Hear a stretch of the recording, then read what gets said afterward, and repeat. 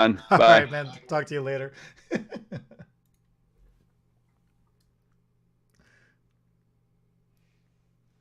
What's up, profitable stylist? Oh, Can you hear me?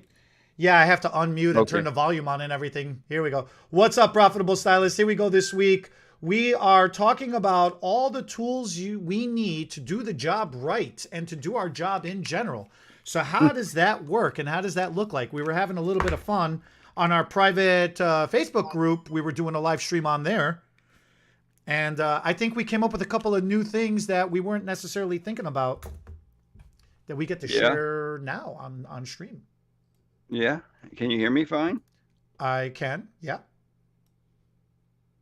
Well, I'm right in the middle of finishing up the Facebook Oh, Live. you're gonna okay. So I'll I, backpack this I a little got bit I more. got to post. Yeah, you start it and I'll be right back. So we're gonna give you a couple Tell them of what we the. do right before this, why I'm doing this. So we have so the profitable stylist being profitable and doing what we do. We're all over the place. We have our online academy. Bernard is in Louisiana. He does trainings at his salon. I'm in Chicago land area in the northwest suburbs. So I have a learning studio. I have my own studio, teaching studio out here. And I do a lot of hands-on classes as well too. We also are on social medias. We're streaming on YouTube. We're getting ready to go live on not Twitch. What is that?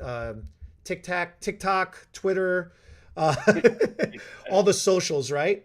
But Right. it's like, and that's the whole thing is you got to start expanding. You got to keep expanding. So we have a private Facebook group, and that one is for paying stylists who order products from us or have taken education from us, and we get them into this group. We give them inside information, or we give them Support.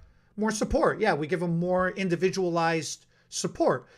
It's similar to what the public is used to as maybe a Patreon, but this is different because you're not just giving money to us, you're actually buying products from us directly or buying education from us directly. And we're actually helping you be like we're becoming business coaches for you and becoming more profitable.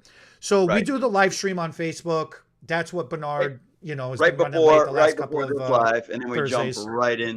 right into YouTube. So today's topic is the tools you need to do your job. Is that the official title? That's the official title. Yeah, right. Yeah. And so as each of us think of a different list of tools, I always kind of have to think linearly from the very beginning. I go back to like going to school, the tools you need. You have to know how to do it. And to me, the next most important thing is you have the way to get the clients. You have to advertise. So to me, it's like Mhm. education, then marketing, then you gotta get and do the clients, and then you've got to follow up with them. But then there's so many things in the middle there because you should be selling them retail, you should be talking to them, making them happy, doing multiple clients at the same time, and that none of that I just said even touches the actual physical tools The like, actual tools, yeah. "Ooh, I'm about to lose something in over there," like this here. Everybody has to have their clippers, right, for cutting hair. You ever, you ever seen these, Eddie? That is now what now that is interesting. What is going on with that? Just like a regular pair of clippers. You're moving that top blade by doing, I don't know if you can see, like Man. So how just, fast how fast do you have to squeeze your hands to get that you thing know going? what?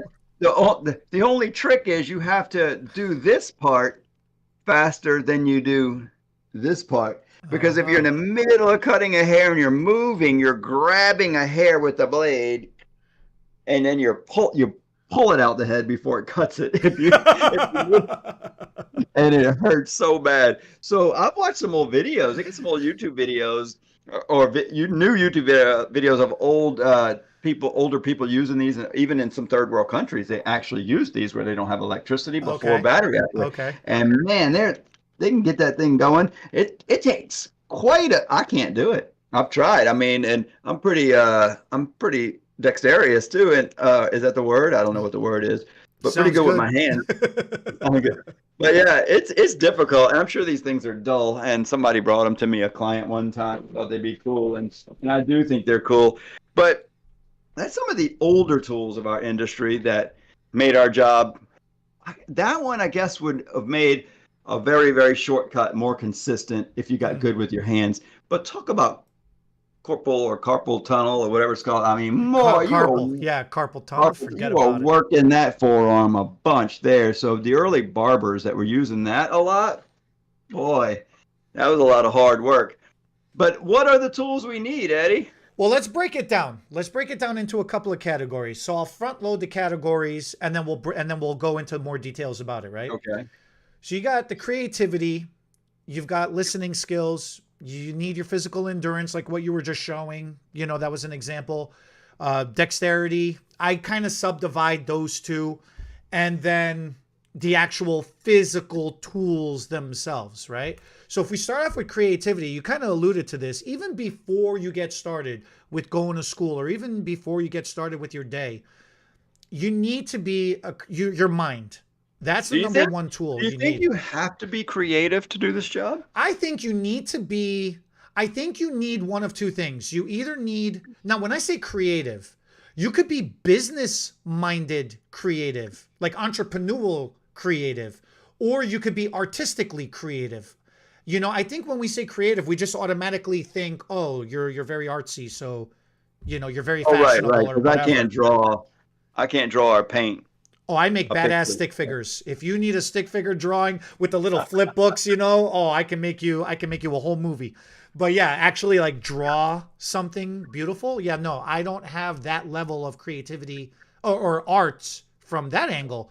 But like as Right, you've seen when we've done photo shoots together and we've done shows and stuff, I'll slap together 13 different colors and they'll flow. They'll all make sense, you know? right. And I've never thought of myself as creative. I don't think I am creative. I might be wrong, but I I just would want to. disagree because when it comes to hair extensions, you become very, very creative. You've come up with some placement patterns, or like we've done when we were doing a corrective on a few models over the years. You know, I was looking at it like, how am I going to fill in this gap, or how am I going to connect this layer to that? You've come up with a couple of really cool things. Yeah, and I don't think that I'm not good at extensions. I'm trying to see how to even word this. I don't think of it. I guess it depends on the definition of creativity or creative. To me, creative is, and I am very proud of what I actually am as I describe it, but only because I finally figured out what I think it is. Okay. I am a good first copycat and then perfecter of, like, I can make something better. So I don't Okay. Okay. I feel like creativity is people who like the on-stage hair extensions that we sell. Somebody had to make it up. Now maybe they perfected another technique, so they're not creative either. But coming up with hair extensions in the first place, whoever decided to add hair to people's heads and the ways they decided to do it, to me are very a lot of creative ideas between tying strings, glues, beads, clips, and each time that happens, maybe what I do is a form of that. But to me, I feel like when you come up with something kind of new, to me that's more magic, creativity. And to me, I look at something like extensions and I think, oh, what a great idea. I'm going to do it because I like changing. I like making big changes that make big money. And then as I start to do it, I think, oh, there's better ways. I immediately see the better, the faster, the easier, the look better. And to me, I don't know, maybe that's a slight bit of creativity, but I look at it as more of a I'm copying something else and then improving on it a little bit. And maybe that's a tiny bit of jump in the creative department. But I would agree with that. Yeah. yeah. And so I just want to make sure I don't want people to think if they're not creative, depending on what their definition of creative is, that they can't be a hairdresser. Because I feel like, and this is sad to say, when I go to hair shows, I am surprised at how little creativity I see in stylists at classes. I think so many stylists, which is not a bad thing, I think stylists are looking to us or other leaders in the industry to copy off of because they're not creative. And that's okay also. You might need to, Oh, see what I'm saying? You you're might need talking to, about technical skill. So yeah, yeah. because you have the creative people and then you got the technical stylist. Okay. So yeah. So okay, then that's a better way of saying it. So if you don't necessarily find yourself or think yourself that you're creative from that aspect, as long as you have some kind of technical baseline or skill, or you can, follow directions, or like you're saying, you have a certain mindset or eye for taking what somebody is doing and making it more efficient, Reproduce it. reproducing it, right? That's good enough. That You don't have to be absolutely. creative. Yeah. You can be a thief. You could be. We're just going to call you an efficiency expert. See, I always go to the most harsh words because it's crazy to me how words do matter, and it's a shame because you can a soft word like reproduce, copycat, theft can all be very similar, but some of those words sound way worse than others, right? It's the impact on it. But then if you really think about it, like, what are we actually creating? Because if there's only 5 haircuts, if there's only, I'd say 3. well, you say 3, depending on the angles, like the basic haircuts, right? Right. And then it's, how are you creating, what combination are you making with those 5? If there's only 3 primary colors and 3 secondary colors, then how are we creating the 1,000 different combinations, thousands of different combinations? How are we creating cowboy copper? Cowgirl? Cowboy or cowgirl? No, you threw me out for some. What the hell is that? Yeah, but I've never That's heard all of it. over social media right now. So Everybody's see? wanting cow something copper. There you go. It's just a pretty fall coppery brown color, but you add a fancy word like cowgirl, cowboy in there, and it's a brand new color. And there's a creative way of naming caramel. Maybe so.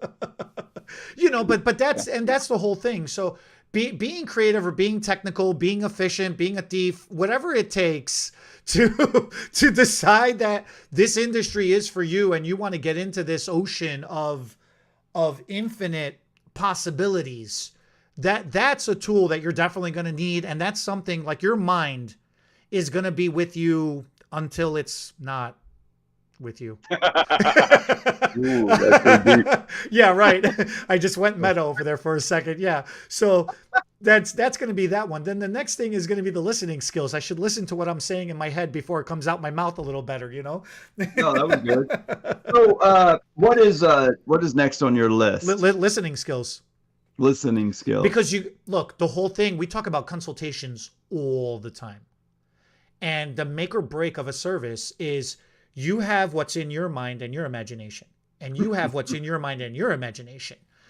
And there's got to be a connect. Those two got to meet up. They never actually connect. They get close. The closer you get it, the better. Close, Right. Because that end result.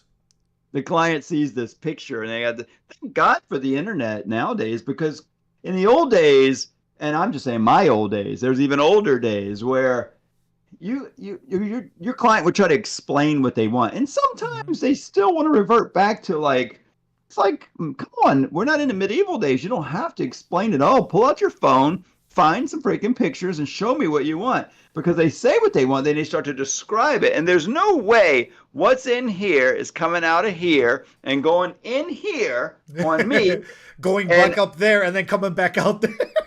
Yeah. And so then I try to say what I think they have an image in their head, and it's never identical. And so even in a freaking picture, I want this color. I mean, they'll say they want my color. They look at my head, and the client might be looking at this little tip of light brown here, and they want their whole head this light brown. Or another client looks and they see this shadow inside here, and they say, that's the color. I want my color like his, black. And my hair is not black, or they see this little bit of gray right here, and they want their whole head. And so even with a picture, you don't have 100% link up. But you're right, listening skills and then repeating it back. And I don't think you get that until you screw it up. You have to, we say this a lot on here all the time. Being good and being great. The difference between being good and being great is, if you're a good stylist, You can take what somebody says, you can give them what they want. They're pretty satisfied and they're happy. There's nothing wrong with that. But being a great stylist is being able to take a chance, make a mistake, and then have a plan on how to fix it. That's the difference between being a good stylist versus a great stylist. And then I think just to take it a little bit further is to have the communication, especially with those first clients. Because once you get going, you've got a handful of clients that it's, I mean, the good and the bad of it is same old, yep, same old, same thing. I know some people think that's boring and maybe not the right way to do it, but you know what? That's where the consistent money is made. The client comes in, I just need another trim. They come in every 3 to 4 weeks. That consistent mundane work is where the really solid money is. Sure, you want to add some fun in there. You want to change some people up sometimes, but you don't have to change them every single time. So you get all this money and this consistency, and then you get the client that comes in. You're so booked, you don't take any new clients for 3 weeks, and then you get this brand new one, and they want so much. And that's where you have to, like, okay, I have to slow down, listen, like you just said, talk, and thank God you're a busy stylist now because you've got the experiences of screwing up in the past. But this is where the opportunity, and I think what made me a much better stylist than most people around me was I didn't mind letting them know, listen, I'm pretty sure I'm going to make you really happy today. Here's the confidence. I'm gonna do a pretty good job because I do a pretty good job on so many clients. I think you'll be happy today. But you know what? I'm not so arrogant to think that we might not get it exactly right. So here's my cell phone number. Here's the salon number. Call, text me. I want you to be happy. I don't even care if we have to do it free again later today, tomorrow, next week. I want you to like it so much that you stay with me forever. That's my goal. I want to keep you for a very long time till I quit and just do educational videos. I forgot to tell them that part. I didn't see that coming in my future, so I had to. But I want to keep you forever. I want to do your hair. And they like you wanting them. They like that. And they like that. They're like, oh, thank God, if it's not just right. And I said, listen, it could be just a little off. And you say, you know what? It's not so off that I need to get it redone in a day or two or a week or two. But next time we do your hair, I don't mind you telling me. I want to shift or adjust a little this way or a little that way, a little lighter, a little darker. You know, let's use this first experience to realize that we're getting to know each other. And I want you to continue to adjust your service by communicating with me and tell me I want it a little shorter, a little longer, a little layered. You took a little too much off last time. You went a little too blonde. You went a little too brown. Whatever. Let me know. And if it's way off, let's get it right away. Let's get it really. It's better to fix it sooner than it is to let it drag out. I can't stand it when a client comes in and says, you know, last time, you know, like, oh, how's your hair working for you? It hasn't been. It just sucks. You know, it's been really rough this past 6 weeks. Yeah. Why did you wait 6 weeks? Oh, I didn't want to bother you. Well, no. Which is not as bad as waiting 4 weeks and saying the color was so bad, I want you to do it again and fix it for free. Well, it's almost time to redo your hair anyway. That's a whole nother thing in itself, right? But it's yeah, sometimes it's easier to catch it up front in the beginning before your hair grows out and sets in and does, you know, because things happen. The longer you wait, you got to grow out. You might have a little fade. Yeah. I mean, you got right. Yeah. So, again, it's all about communication. It's all that communication. In the consultation, during the service, after the service. In between services, call or text. I mean, you won't answer a text, but most people will. So, because I don't have physical endurance, and that's the next thing we need to talk about is having talk to me about that. Physical and mental endurance. And that is up and down. That's up and down in your life, right? And you know what? My wife is on a workout kick right now. She hired a trainer. She's going 3 times a week to work out, and she says, this is the first time in my life I actually do have more energy. Not right after, but later in the day, I'm breathing deeper. I feel like I want to do more. She used to just get worn out in exercising. But that exercising, it's crazy because it seems like you're wasting energy, and you shouldn't want to do anything else. But you're building that endurance. But eating healthy and working out so that you can physically keep up with your job better than you could if you weren't in shape is important. Oh, yeah. Because I'm like, as you know, I'm doing the 75 hard challenge with RJ. Yes. I am so sore. My entire left side, Still? You I don't, my back hurts, man. I can't. but Like, in a good way, right? Like a workout no, way or no? no, it hurts. I'm in pain, man. Like this last, I think we're down to like 15 days or 20 days left or something like that. And it just sucks. Like it's just this last 2 weeks is going to be rough. So many people are just going to want to do it now. So you're right. So many people. Well, that look, man, it's a hard challenge. But Yeah. then I got to go to the salon later, and I got to bang out a couple of foils and a couple of blow dries, and then my shoulder. Now I'm sore. I'm in pain, and now my shoulder. I wake up in the morning, and I'm like, all right, I got to put in my first 45-minute workout of the day, and now I got to mentally be like, or I could just lay here and exist and be a potato. Or then I'm fighting with my brain, and I'm like, no, got to get this going. Got to get this going. It's no different than like what you were just talking about with Vinci. Some people are fresh in the morning. Some people drag. Some people are fresh in the morning. By 3, 4, 5 o'clock in the afternoon, they hit their wall. They crash. So where is your mental state at with being able to stay consistent and bring that energy to flip that switch and be on all day for each and every client? Or is your 10 o'clock in the morning client getting the better version of you, and your poor 6, 7 o'clock client is getting the craptacular version of you? So that's So for me, it's funny because I'm a morning person, but I do like to stay up late also. If I'll set an alarm and get up, I am great in the morning. Get my cups of coffee, I'm even better. But where I'll have to try real hard, and I think this is super important, is that last customer or two at the end of the day. I don't feel like it. So I set a standard early on in my career that I would do every client with the same quality no matter what. And let me tell you some categories here. One is if it was a family member who I would do free. This was one of the standards. There's a very few exceptions, but I like to do hair in the salon. I like the convenience of a pump up spinning chair. I like the convenience of a shampoo bowl. So I don't want to wash your hair in the toilet, and I don't want to have to lean over to your short kitchen chair, and I don't want to cut hair in a dark kitchen where I can't see real good because you don't have well enough lighting. And I'm like, God, I can't even see this hair in this dimly lit living room. Everybody's sitting with their phone camera lights on, trying to give you extra light. They didn't even have phones when I was doing this. Well, this is true. And they want you to cut their hair outside on the porch because they don't want to have to get the hair out. And then you're sweating while you're cutting hair. So the standards I set, and those might be a little off subject and topic, was I was doing hair in a salon 99% of the time for my convenience and my professionalism.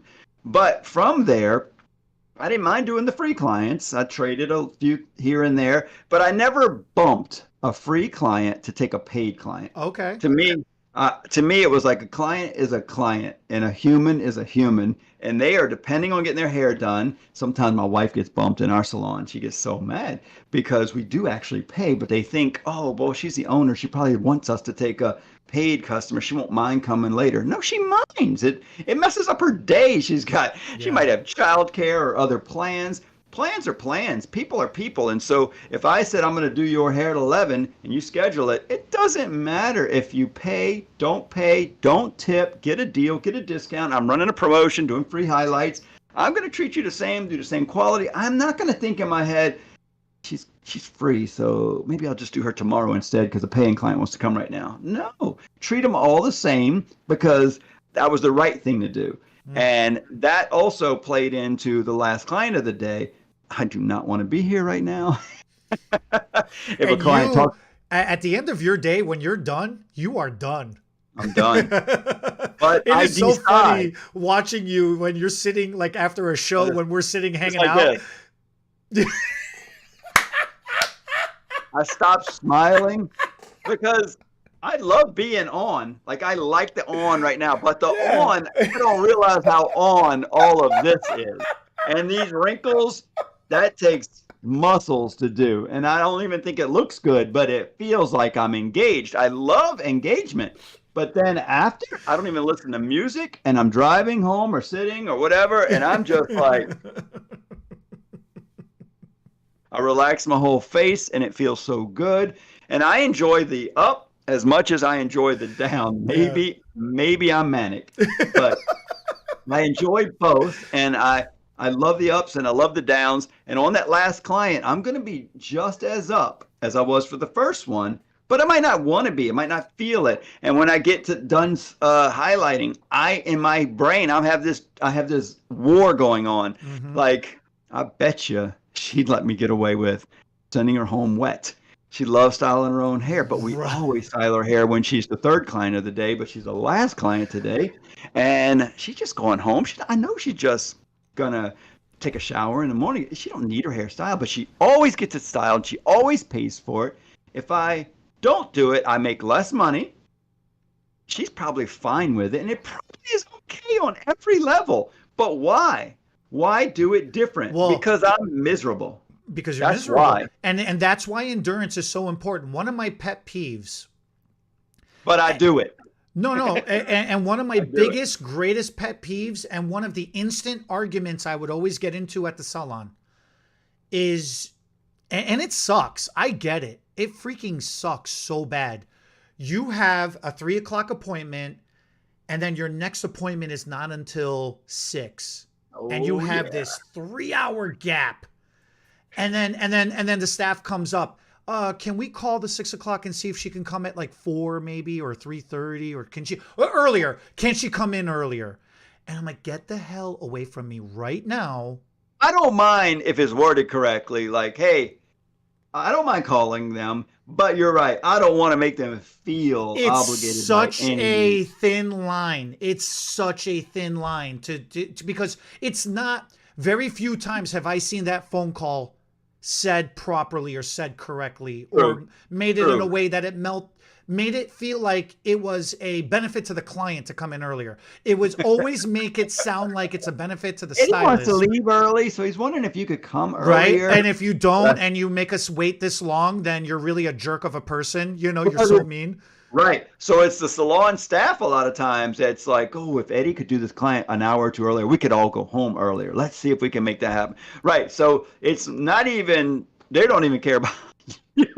It's got nothing to do with this client whatsoever. With And you or the client. or the client, and oh, that gets me so that gets me so worked up so bad. Right. And So that that's endurance is rough, man.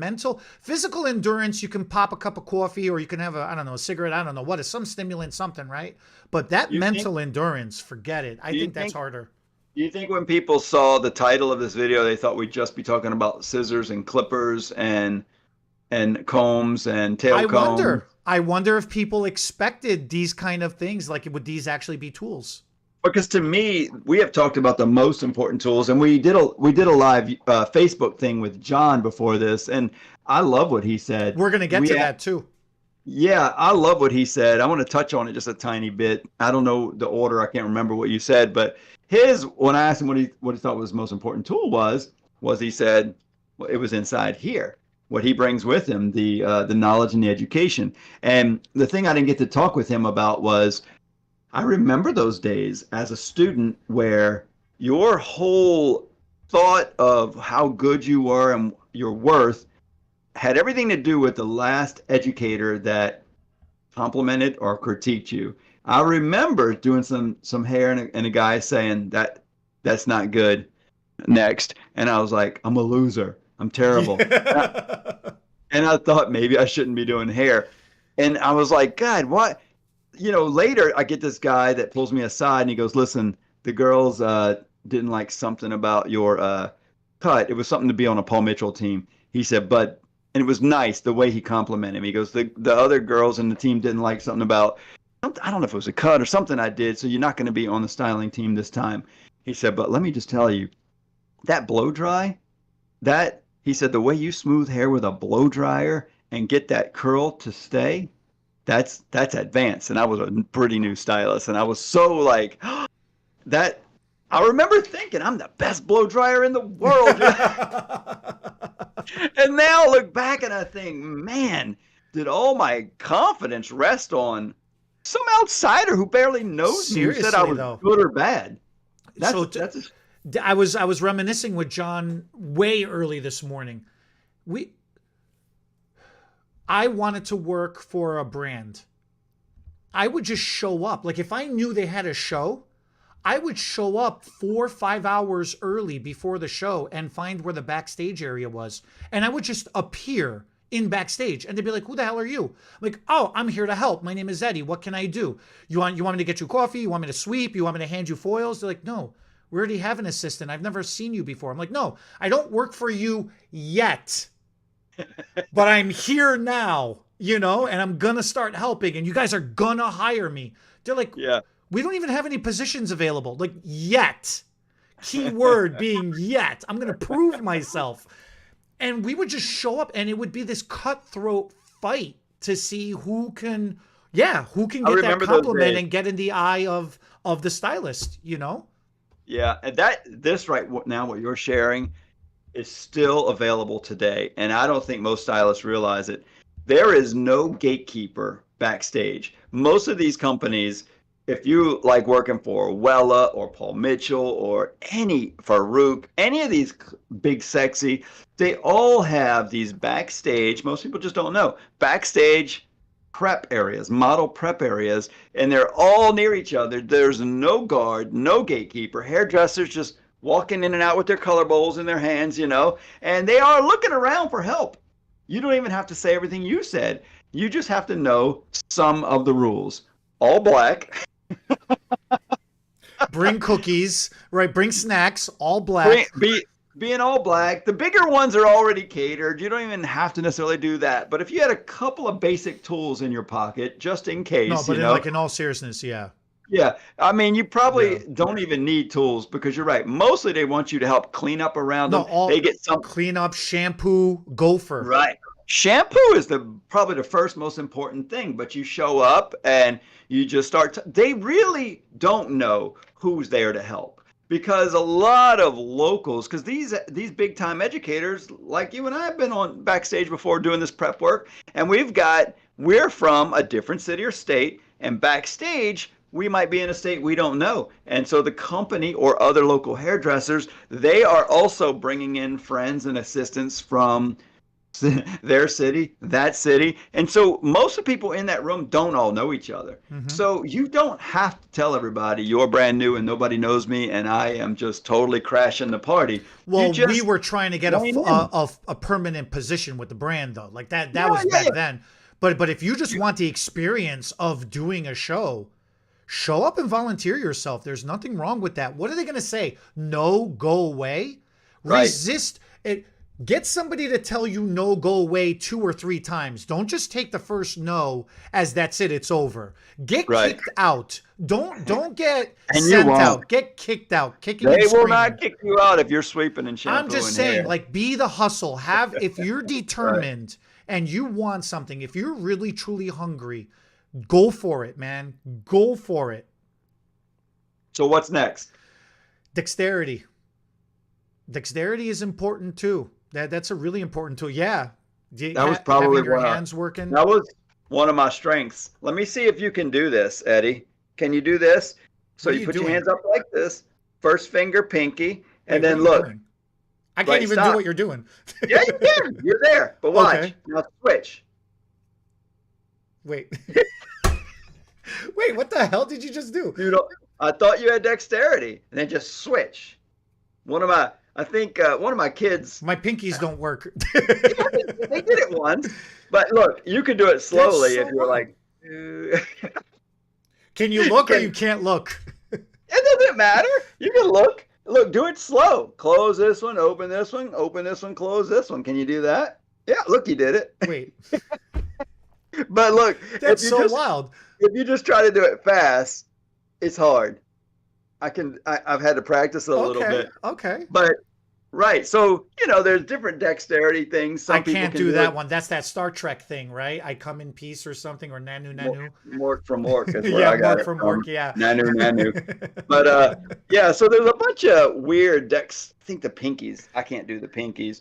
But you don't have to be able to do all that stuff. But that is some of the things that definitely, you're right. So muscle memory, we call it, finger dexterity, being able, I can't do finger waves very well, but with a lot of practice, you can do almost anything if you just force your hands to go in those positions. Is that something you can gain, finger dexterity, or is it Oh something yeah, you well, kind like you were just doing that exercise thing that you were just doing. Wait, yeah, of, yeah, yeah, you the were not exercise. doing it But no, body. So like that. dexterity You is know the one. I Can you can do that that? that I can't do. No, I can do. I can't. That one I can't do either. You So gotta have I don't frizzy hair. have the eye brain hand coordination to be able to do stuff But like that. most don't. I don't think that really decides Or if you like have walk and dexterity or chew not. gum at the same time or something like that, or like breathe and think or something. Like it's yeah, you gotta those are all those can become learned skill sets though. Skills. Right. And body positioning is super important, especially with the classes that we teach. I'm always talking about body positioning, you know, having proper, keeping your wrist straight, that kind of dexterity as well too.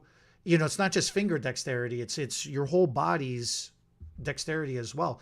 It really is important. It makes or break something because especially with hair extensions, you could be really good at installing hair extensions, but if you're off by a half a foot, you're over directed that hair. Now it's going to grow out sideways. And even though you installed it correctly and properly, it's going to be a bad job.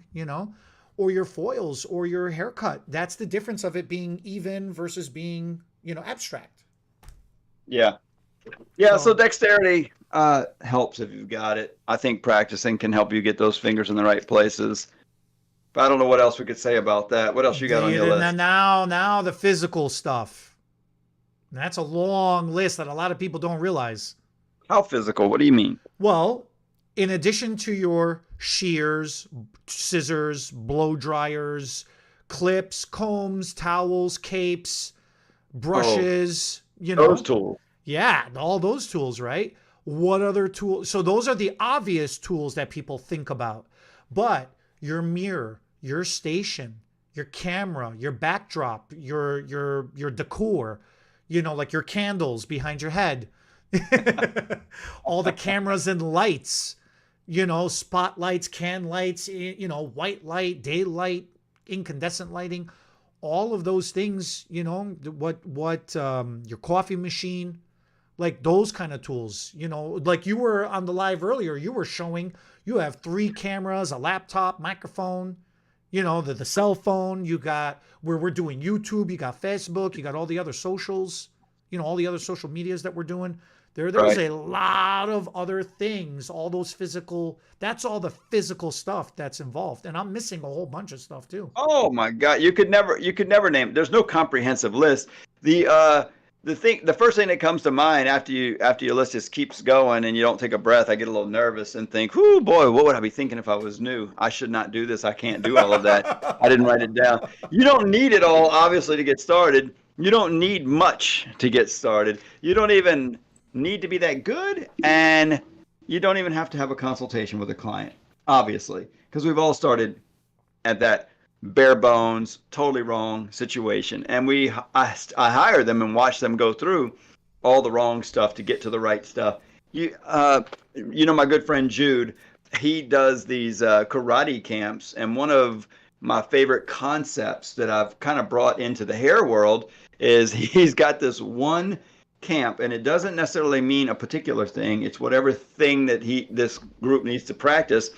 It's called Rep Your Face Off. Basically, it's a faceless branding image, but because it's basically, it doesn't matter how or what I teach you, you need to practice it till you get it right. So his camp might be how to do a certain move, or 2 or 3, and then they might do that same move over and over for an hour till they have muscle fatigue, failure. They have blisters on their fingers or their feet, depending on what's going on. But the first step might be, okay, let's throw that bow staff in the air and catch it 1,000 times. 1,000! And it's crazy, even when you can barely even throw it anymore. So what I started to realize in some of my extension classes is the words weren't as important as the repetition, as the reps, the As the repetitions. reps, yeah. Yeah, the reps. And I used to try to explain so much, and at the end of class, people would ask questions that I had already answered in all the words in the beginning, like you're doing right now, answering a question, obviously. No, because there was a golden thing. There's an actual thing. So it's the 10,000 hour rule. It takes 10,000 hours to gain mastery over a skill. And it's 10,000. well, again, it's all there's a book about it. There's a study about it. There's a lot of things that you can Google right now to read, to learn.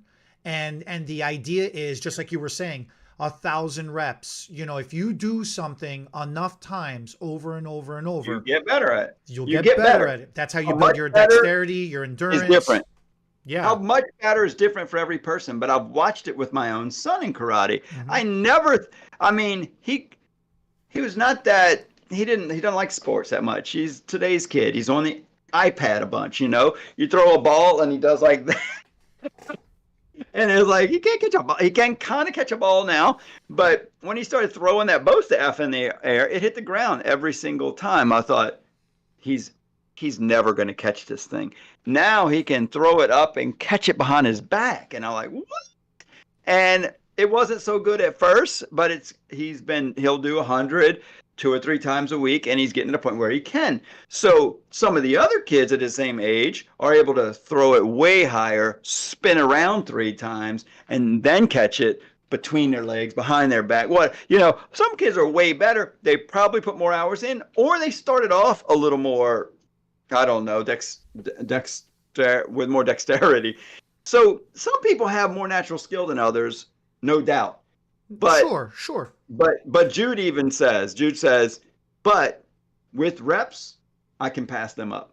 He even said, I don't have natural ability in certain areas, but I know I can out rep anybody. And it's like, whoo, that's powerful. And that's the difference. I didn't get to go to college. I didn't get to go to school so much. I didn't do so good either. Language has always been an issue for me. Vocabulary has always been an issue for me. My attitude's always been an issue for me.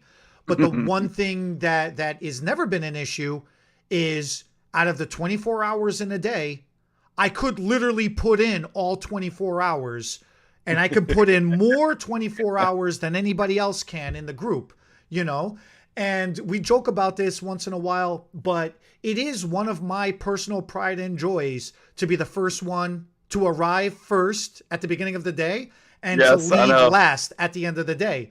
Did I beat you one morning in Pennsylvania? I No, think? you did not, sir. You got mad.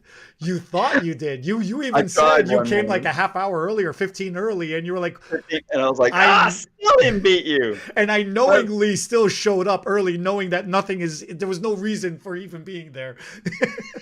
You were in that lobby area early, right? And I even strategically said, man, how long you been here? And you were like, since 6. So next morning I went like at 5:45, and you still beat me. I'm like, he either came earlier or he lied to me. No, I don't lie. I never lie. But no, I did. I came earlier. But that's Make the sure thing. you're probably out there at 5:30 this time. And that's a form of a rep, is showing up, trying to be first, Right. It really makes a huge difference. And that's my superpower. I can put in that work and I can keep up. So Yeah. it comes in all different forms. And that's a tool, repetition is a tool as well, being able to put that in. In today's world, in modern day hairdressing, the tools have slightly changed to a certain degree. And what do I mean by that is this. I like seeing a lot of these videos. Like Carmelina enjoys cooking. My wife enjoys cooking. So she'll always come up with one of these videos and be like, look, this $60 steak versus this $600 steak. And she's like, what do you think? Would you only go for the 600 one, or would you try the 61? I'm like, man, I would love to be able to have a $600 steak every single night, but now you're talking about close to $6,000 a week just in meat, like that would be phenomenal, and one day, yeah, that could be a goal to work towards. I don't know. Yeah. But realistically speaking, yeah, no, forget about even the $60 steak. We're going to have like the $5, $10 steak if we're going to have steak every night, So, but the point is, like, when new hairdressers come into the industry, they're like, man, how am I gonna get in? How am I gonna compete? I can't afford $600 shears. I can't afford $600 blow dryer. I'm like, all right, look, man, we're gonna get you the generic brands, which are $60. You're gonna put in all these other things with your endurance, with your mentality, with your repetition, with your dexterity. You're going to build in your listening skills. We're going to build you your technical skill or your creativity, whatever we're going to do. And then eventually you're going to become profitable and you're going to become successful. And that success is going to take you up to a certain tier, a certain level. And when you're ready for the next level, if you're choosing to move up in life, then that $60 shear or tool now becomes the $600 tool, and now becomes a $6,000 tool, and now becomes a $60,000 tool, So that's my take on it.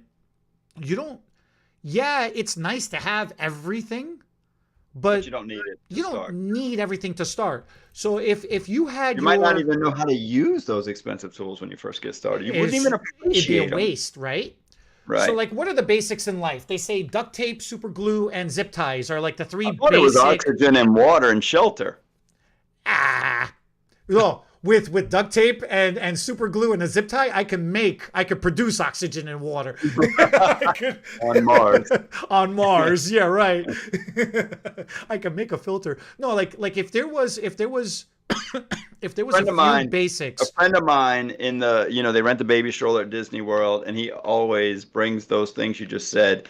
And he got questioned, why do you have duct tape and zip ties? He said, because it fixes anything. I don't know what's going to break. I got children, a wife. We're going to be in Disney all day. They said, okay, we're just checking. Right. So what would be the equivalent of that in the industry? The basics, the things you need. Like if you can think of less, like 5 or less, three things or 5 things. And obviously you need a pair of scissors, shears, scissors. Okay. We're talking about physical tools. Yeah, you're going to need physical tools. Scissors, comb. I'm going to say you don't even need a brush. It'd be nice to have a brush. If you have a comb, you don't need a brush. Not necessarily, but you probably. If you had a razor, would you need your shears? Could you get more use out of a razor versus shears? Not me. I like. You probably could, but I would. I'm not gonna do. First of all, I'm not gonna do a shortcut like this on the side, or a scissor over comb with a razor. Okay. Now clippers maybe, but the scissors, I think I can make hair look razored with scissors if I needed to. I'm obviously not going to shave any necks with a pair of scissors, and I could with a razor. So there are things you give up. That's what I love the question. So I'm just playing off of you, right? So I love the. Let's see if we can come up with like 3 or 5 really necessity things. And I think I'm going to stop there and say that I could start doing hair in almost any city with scissors and a comb. Those are the 2 tools I would need to start with. Now I'm going to assume I'm going into a salon that has a shampoo bowl, and I can use their shampoo and conditioner. Right.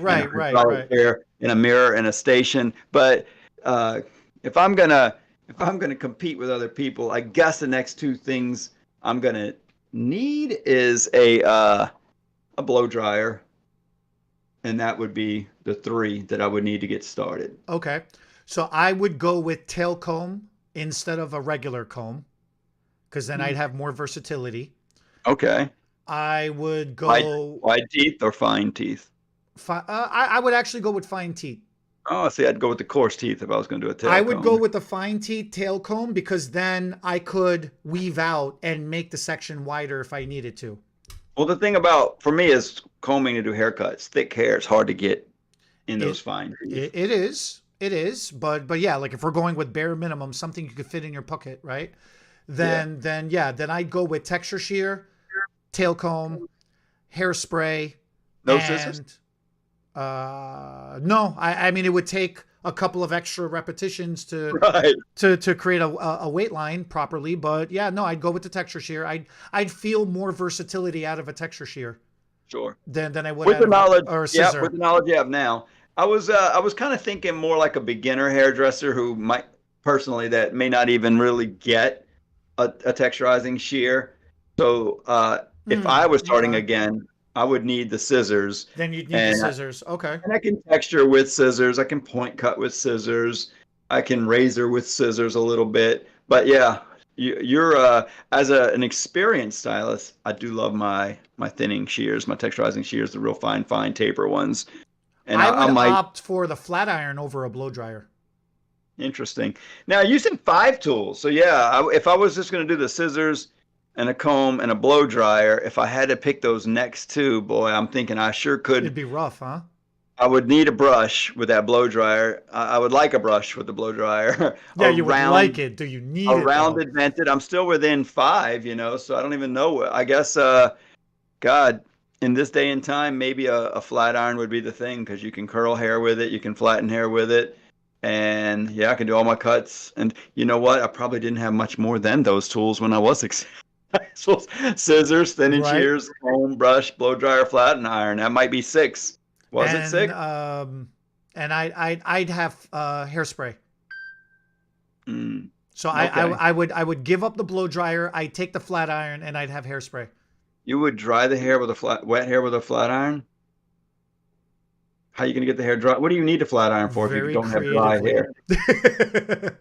You don't have to wash No, the hair, right? You just cut and style on well, dry hair and by style the it. time no, even if you did, you towel dry the mess out of it. By the time you cut it and shaped it and did everything you needed to do to it, it'd still be damp a little bit, and it wouldn't be the best thing to, flat iron damp hair at all. But yeah, you get the little sizzle going, right? But even no, because look, at the end of the day, getting the hair dry, whether it's air drying or blow drying or however you need to, dry the hair, it needs to be finished properly. A finished look is all that matters. It doesn't I matter could do how it got dried. Yeah, and I could do that with a brush and a blow dryer Yeah, if I had to. I'd definitely pick a blow dryer over a flat iron, but yeah, I hear what you're saying. it's But if we had interesting. but if we had 6 tools, scissors, thinning shears, comb, brush, blow dryer, flat iron, I throw hair. So mine would be hairspray. Hairspray. hairspray. That's my duct tape, man. Hairspray You fixes give everything. up you give up what for the hairspray? The blow dryer? I give up the blow dryer for the hairspray. Yeah. A blow dryer. Oh yeah. What do you got to be able to dry the hair, dude. I just don't agree I'll with that one. hairspray it dry. Dry it out with alcohol. Dry it out with alcohol. Yeah, right. Well, that is the end of our show, guys. Thank There you you for go. watching. So what would be, let's see, what kind of Yeah, I tools want do to you know. guys want to add to our list? What are And your 5 tools? yeah, what would be your 5 tools? I would be Need to get interested to hear that started? one too. That would be some cool comments to see. I can't wait to see those. Have fun watching, or no, thank you for watching.